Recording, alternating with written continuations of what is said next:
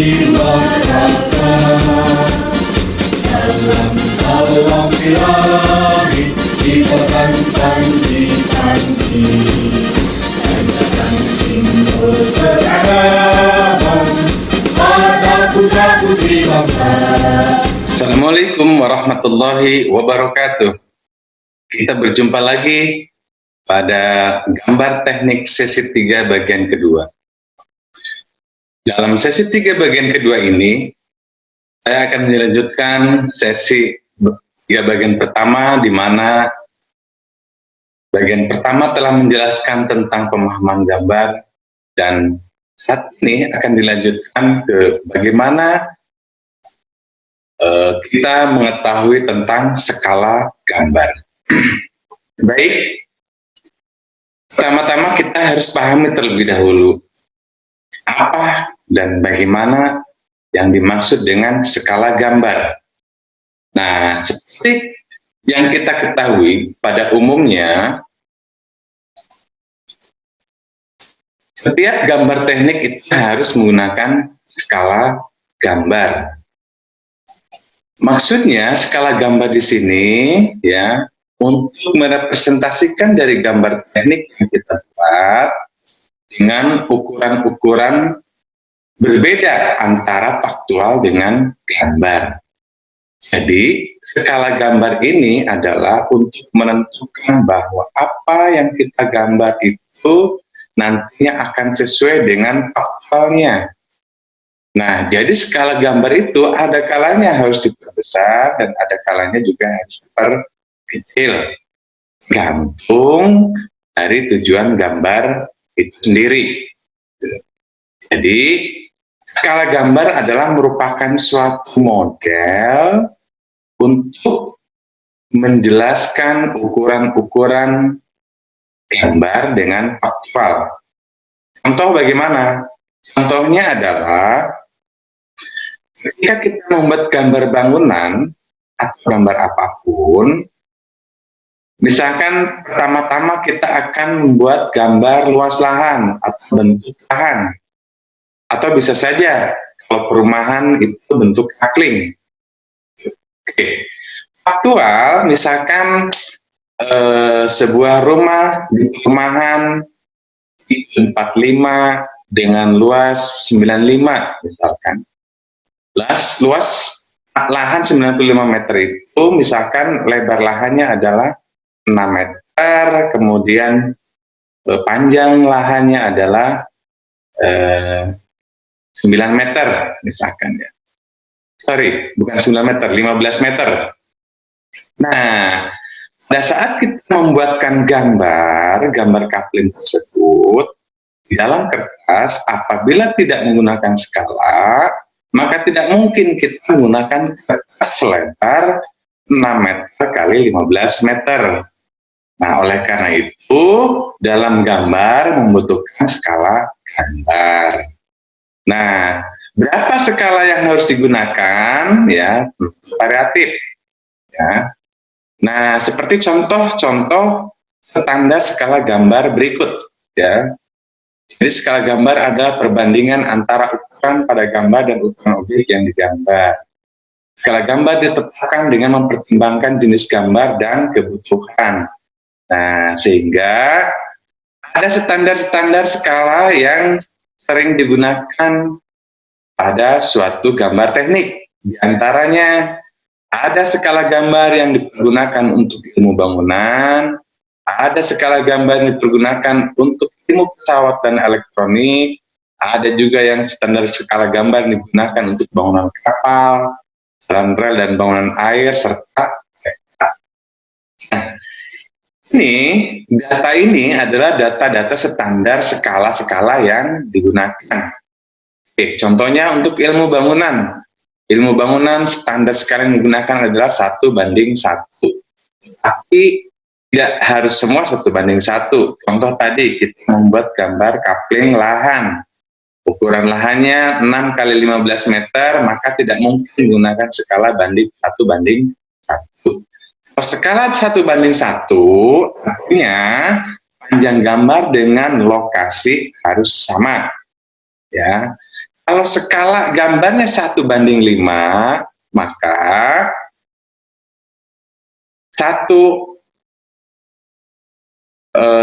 digambar 5 faktual, 1:5-nya, berarti gambarnya lebih kecil dari faktual, atau 1:10, 1 dalam gambar, 10 faktual gitu.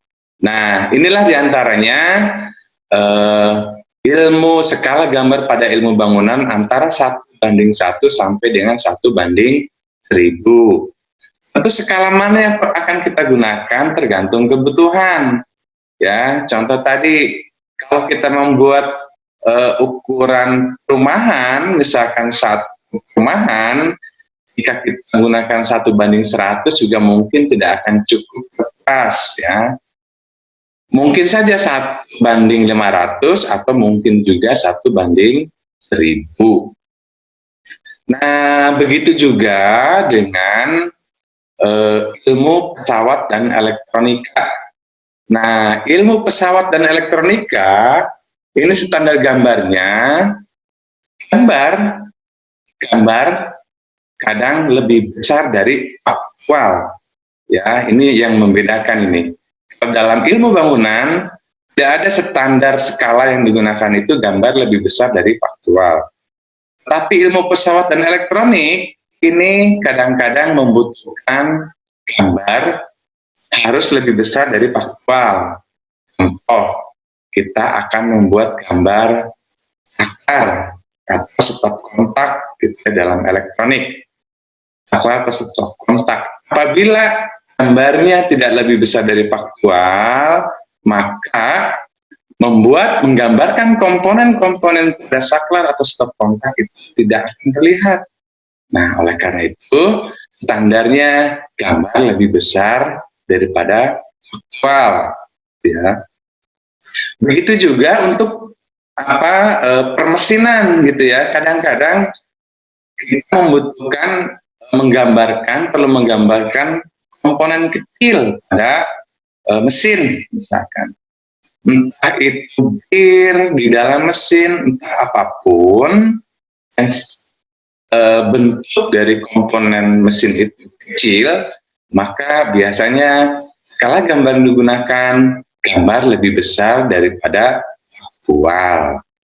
Nah, contohnya di sini untuk ilmu pesawat dan elektronika, skala gambar yang sering digunakan adalah antara 10:1 sampai 1:100. Namun sekali lagi, skala yang akan kita gunakan itu akan mempertimbangkan jenis gambar dan kebutuhan.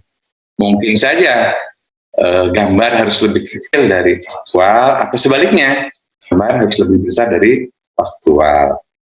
Oke. Kemudian contoh lagi, standar skala gambar yang digunakan dalam bangunan kapal. Nah, standarnya adalah antara 1:1 sampai 1:200. Tuh. Begitu juga dengan jalan rel dan bangunan air. Ini standar skala gambar yang sering digunakan antara 1:1 sampai dengan 1:2500. Sedangkan untuk gambar peta, ya, untuk gambar peta yang sering digunakan adalah paling kecil 1:500. Makanya tadi dalam ilmu bangunan yang membutuhkan gambar street plan ya atau bentuk lahan pada suatu perumahan, mungkin lahannya puluhan hektar, maka paling tidak skala gambarnya antara 1:1000 ya, atau sama dengan peta antara 1:500 sampai dengan 1:1000. Sedangkan untuk peta ya, untuk peta karena sudah pasti gambar harus lebih kecil dari fakta ya. Nah, pada umumnya skala gambar yang digunakan paling kecil adalah 1:500 sampai dengan 1:50.000. Nah, ini adalah standar-standar skala yang sering digunakan. Kemudian muncul pertanyaan, apakah kita dalam membuat gambar boleh menggunakan skala yang tidak sama dengan standar yang ada dalam tabel ini? Boleh saja. Misalkan 1 banding berapa? Banding 25 gitu ya. Boleh. 1 banding 30 misalkan, atau 1 banding 40 boleh. Nah, atau 1 banding berapapun sebetulnya boleh-boleh saja gitu ya. Tapi yang menjadi catatan pentingnya adalah jangan membuat skala gambar dengan angka pecahan yang pada akhirnya pada saat menggambar kita akan kesulitan sendiri. Contoh misalkan skala gambarnya adalah 1/27,5. Nah, untuk 1 meter, oke, kalau 1 meter masih gampang. Kalau 1 meter berarti 2,75 cm, gitu ya. Kalau 1 meter, oke. Sekarang kalau 1,5 meter berarti berapa? Kalau 1,75 meter, 1,75. Nah, berarti harus berapa senti itu menggambarnya? Nah, kita akan pusing sendiri. Menghitung skala gambar, gitu ya. Kenapa? Setiap kita membuat gambar ya, agar terlihat real seperti nanti, maka harus berdasarkan skala. Itu untuk merepresentasikan dari dengan faktualnya, antara gambar dengan faktual nanti itu logikanya walaupun diperkecil dalam gambar akan sama seperti faktualnya, gitu ya. Artinya sama, yang dimaksud adalah dari sisi simetrisnya, kemudian dari sisi penempatan tata ruangnya, dan lain sebagainya. Oke, kemudian apalagi fungsi dari skala gambar? Fungsi dari skala gambar, biasanya kita membuat gambar yang kompleks gambarnya, yang banyak kreatif dalam suatu bangunan. Contoh misalkan gambar bangunan, di dalamnya terdapat ruang-ruang kecil lain, di tempat-tempat yang lain, sehingga kita kesulitan memberikan ukuran gambar, ya. Karena kalau ukuran skala gambar kita tidak tempatkan dengan benar, maka gambar akan terlihat berantakan dan akan lebih pusing untuk dibacanya, gitu ya. Nah, oleh karena itu, untuk menghindari hal-hal tersebut, pada saat kita membuat gambar perlu menggunakan skala gambar. Fungsinya apa tadi? Fungsinya apabila ada suatu bidang yang tidak bisa kita beri ukuran pada gambarnya, maka pada saat pelaksanaan bisa menggunakan skala. Artinya bisa menggunakan skala itu, contoh misalkan skalanya banding 100. Oke, gambar tadi yang tidak ukurannya itu berapa? Oh, 1,2 cm. Oh, artinya walaupun tidak ada ukurannya dalam gambar, karena diukur secara skala gambar tersebut itu panjangnya misalkan atau lebarnya misalkan 1,2, maka bisa diketahui bahwa ukuran tersebut adalah 1,2 meter atau 120 cm. Nah, itulah fungsi dari skala gambar. Ya, karena sekali lagi, pada saat kita membuat gambar yang kompleks, kadang-kadang ada beberapa bidang yang apabila kita beri ukuran, itu akan membuat estetika gambar itu sendiri tidak bagus. Selain itu akan membuat semu. Pengertiannya nanti bisa membuat semu, itu maksudnya garis skala atau garis lain. Karena seperti yang sebelumnya saya sampaikan bahwa dalam gambar teknik, setiap garis mempunyai makna. Nah, pada umumnya skala gambar atau keterangan ukuran pada gambar menggunakan garis tipis dan posisinya ada di luar gambar inti, ada di luar gambar utama. Nah, apabila kita akan membuat ukuran di dalam gambar utama, nanti bisa salah mengartikan. Padahal yang kita maksud itu adalah sebuah garis skala gambar, garis ukuran suatu bidang, ya. Tetapi karena ada di dalam gambar, bisa saja orang mengartikan berbeda.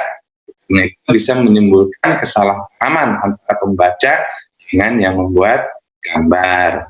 Nah, sekali lagi oleh karena itu, maka dalam membuat gambar, menentukan skala gambar itu menjadi sangat penting.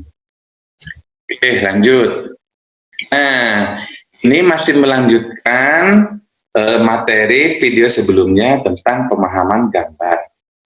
Sebelumnya kita sudah menjelaskan bahwa pada saat kita membuat gambar, gambar tampak atau gambar denah, kemudian diaplikasikan ke gambar tampak, maka kita perlu tahu pasti di mana wajib ada garis. Ya, garis itu menandakan atau menyimbolkan apa?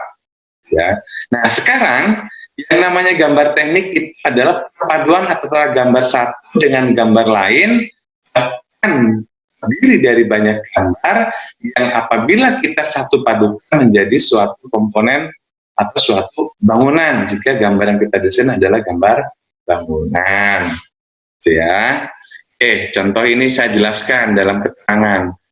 Gambar teknik merupakan bagian-bagian dari seluruh gambar desain, dan gambar lengkap seluruh desain pada suatu rencana bangunan gedung atau yang lainnya disebut gambar bestek. Nah, jadi karena dalam gambar teknik atau gambar detail, gambar dua dimensi dalam satu bangunan itu terdiri dari banyak gambar, sehingga total jumlah gambar, judul gambar, kelengkapan suatu gambar itu satu bundle gambar yang telah lengkap, ya, dari mulai gambar perspektif, gambar tampak depan, tampak samping, tampak belakang, gambar denah dan lain sebagainya secara komplit itu disebut dengan gambar bestek. Nah, ya, gambar bestek di dalamnya terdapat gambar-gambar detail yang apabila gambar-gambar detail tersebut dipadukan, maka akan menghasilkan suatu bentuk bangunan atau yang lainnya secara kesatuan yang rencana. Atau kalau kita diselesaikan dari gambar-gambar tersebut, itu diaplikasikan dalam bentuk gambar visual. Atau gambar teknik, gambar bestek ini adalah terjemahan dari gambar visual atau gambar 3 dimensi. Nah, itu. Maka dalam memadukan gambar, karena tadi pada suatu desain bangunan itu akan terdiri dari beberapa banyak gambar. Bisa sampai 30 judul gambar dalam satu bangunan, bahkan lebih. Tergantung kompleksitas bangunan dan tergantung jumlah lantai bangunan. Ya. Nah, maka dalam gambar teknik kita harus mampu memahami bagaimana memadukan gambar. Maksudnya memadukan gambar itu bagaimana? Contoh memadukan gambar itu ada gambar denah ruangan, kemudian juga ada gambar denah atap misalkan. Kemudian kita akan aplikasikan ke gambar tampaknya. Ada gambar denah ruangannya, ada gambar denah atapnya. Kemudian kita padukan itu menjadi gambar tampak. Nah, jadinya seperti apa itu gambar dan di mana saja yang wajib ada garis. Tuh ya. Ini masih melanjutkan materi sebelumnya dalam video sebelumnya. Nah, ini contoh memadukan gambar. Gambar 1 layout denah dan gambar 2 denah atap. Nah, gambar 1 dan gambar 2 adalah kesatuan gambar pada suatu gambar bangunan yang merupakan bagian dari kelengkapan gambar teknik yang menuju proses kelengkapan gambar kerja lengkap. Gambar 1 menerangkan rencana ruang, sedangkan gambar 2 menerangkan totalitas ruang.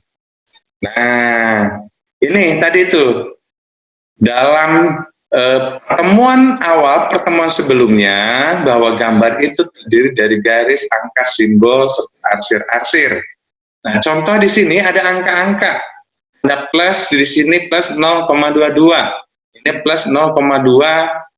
Ini plus 0,2. Dan di sini ada garis, di sini ada arsir, ini ada arsir. Nah, Ini mengartikan apa? Pahami lagi tentang makna garis arsir atau simbol angka, ya. Oke. Saya jelaskan contoh ini. Ini nyambung dengan materi yang sebelumnya, ya, di sesi 2. Ini ada tanda plus 0,22, ini mengartikan, ya, mengartikan bahwa lantai ini adalah di dalam ketinggian 0,22 atau 22 cm. Sedangkan area luar, ini kan area dalam nih ya, ini area luar, sekeliling area luar ini ada tanda plus 0,20, ini artinya ketinggiannya adalah 20 cm. Artinya ruang dalam lebih tinggi 2 cm dibanding area lantai luar. Kemudian area lantai luar lebih tinggi juga dari taman. Ini gambar-gambar taman. Ini kode elevasinya adalah plus 0,00, berarti nolnya adalah taman. Berarti ini ke teras naik 20 cm. Kemudian ke dalam naik lagi dari 0 berarti 22 cm, atau kalau dari teras ini naik 2 cm. Nah, itu maksud dari kode gambar. Kemudian ukuran gambar tadi yang saya sampaikan di skala, ini contohnya di sampingnya. Ini 2,5 ukurannya. Nah, maksudnya ini mengartikan apa? Ini kalau kita tarik lurus garis ini maka ada di sudut ini ditarik lurus ada di sudut ini. Ini mengartikan bahwa bidang dinding dari sini sampai ke sini adalah 2,5 meter.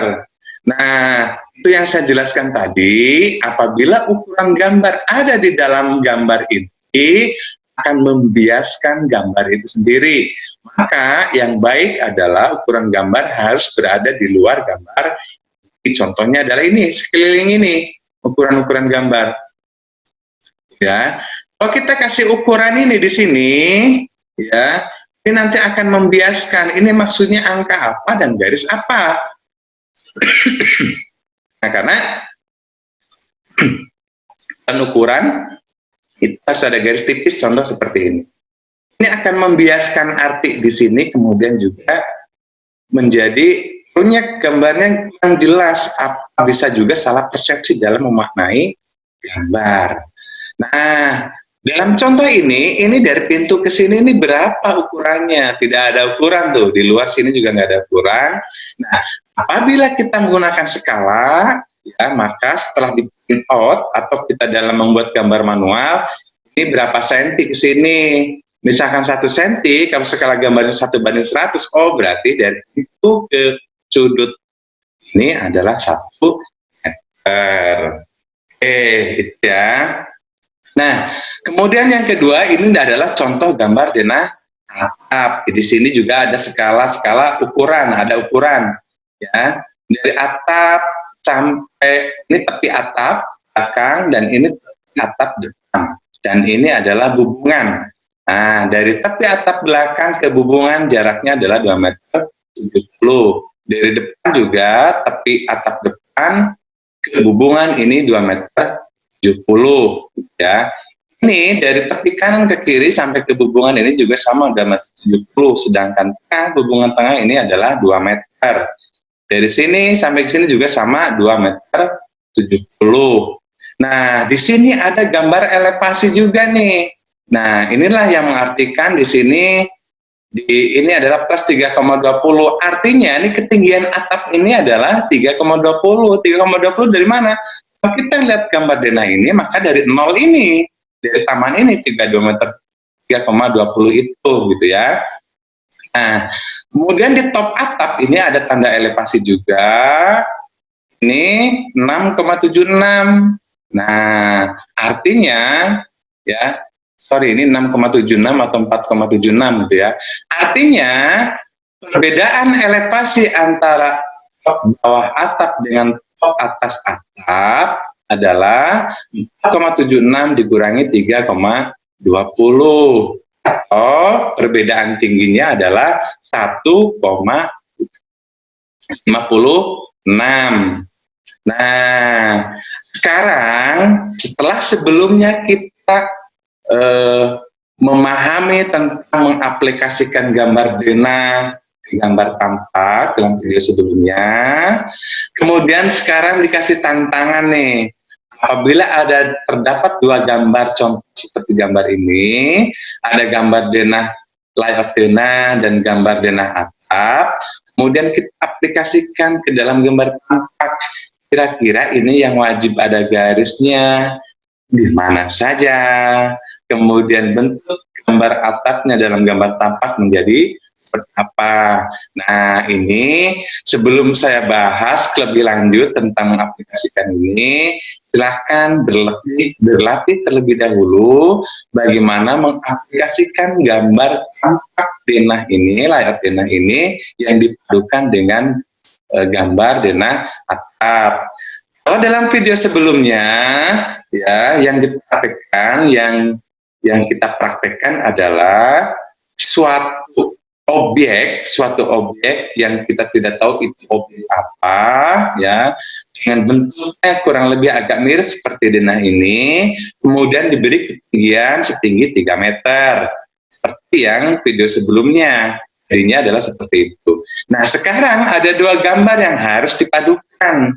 Apabila kita akan membuat gambar tampak, maka garis-garis mana saja yang perlu ada, kemudian menjadi gambar atapnya menjadi seperti apa. Nah, ini sebelum saya jelaskan, silakan teman-teman sekalian untuk berlatih, mencoba apakah dari penjelasan video sebelumnya sudah cukup paham bagaimana kita mengaplikasikan gambar tampak atau belum. Nah, jika masih salah artinya masih belum paham bagaimana cara mengaplikasikan gambar tampak ke gambar denah, ke gambar tampak atau tampak A gitu ya.